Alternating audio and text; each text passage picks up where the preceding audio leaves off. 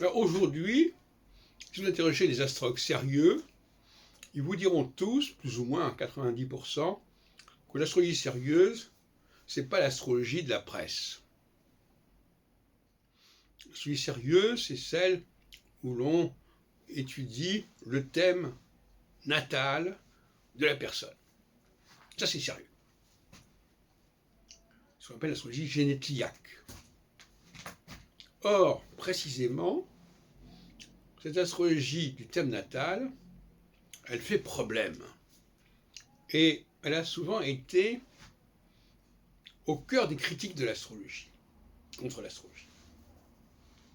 Et c'est ce dont les astronomes ne se rendent pas compte. Donc il y a une espèce de situation inversée, comme dans bien des cas, comme dans le cas de la langue dont j'ai parlé tout à l'heure, à savoir que ceux qui croient bien parler la langue la parlent mal, et ceux qui croient mal la parler la parlent bien, etc.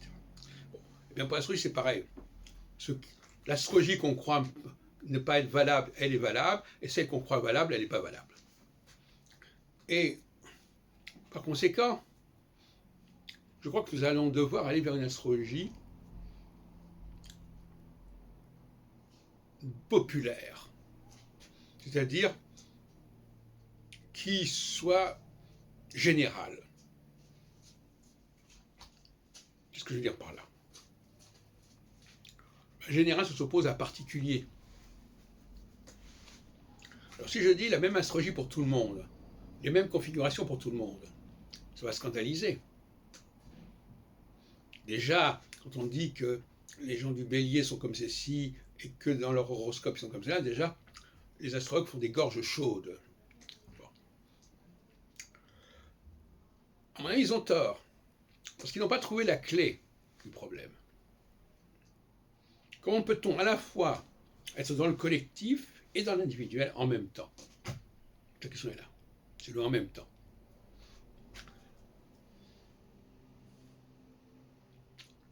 Et actuellement, donc, on a une espèce de nœud gordien. On ne sait pas très bien comment s'en sortir. D'un côté, l'astrologie mondiale, de côté, l'astrologie du thème natal, et puis on ne voit pas très bien comment les deux s'articulent, quelque part. Et moi, je crois que j'ai trouvé la solution. C'est comme l'histoire de l'œuf de Colomb. La solution, c'est de dire, il y a le même questionnement pour tout le monde à un moment donné, la même synergie au niveau de la question posée, du stimulus enclenché, et une diversité de réponses. Mais une diversité de réponses, c'est très relatif. Par exemple, si on dit à telle heure, les gens mangent, les gens mangent. Ils mangent peut-être pas la même chose, mais enfin, ils mangent. Ils se nourrissent. Donc, quelque part, ils répondent à la même question au même moment. C'est de ça dont il s'agit. Le problème, si vous voulez, c'est un problème corporatif. C'est-à-dire, les gens ont acquis un savoir-faire, et ils ne veulent pas y renoncer. Ils ne veulent pas le brader. C'est humain.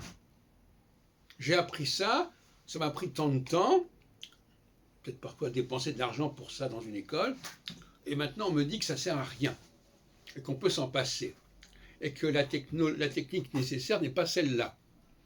C'est-à-dire que si on veut être dans l'individualité d'une personne, ben, il faut déjà avoir le schéma général, et puis après on parle avec cette personne de la façon dont elle vit ce schéma général. On n'a pas besoin de son thème natal, on n'en a rien à foutre du thème natal. Et c'est de cela dont il s'agit. Alors, il y a deux solutions.